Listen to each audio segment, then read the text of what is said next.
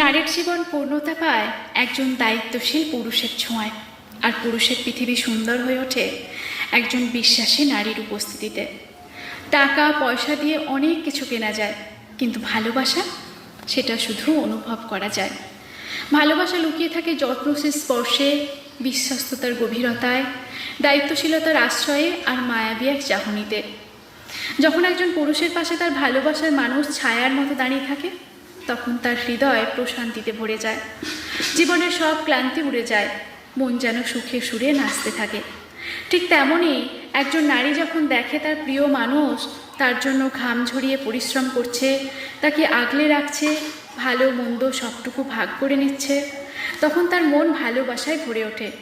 সে নিজেকে পৃথিবীর সবচেয়ে ভাগ্যবান মানুষ বলে মনে করে।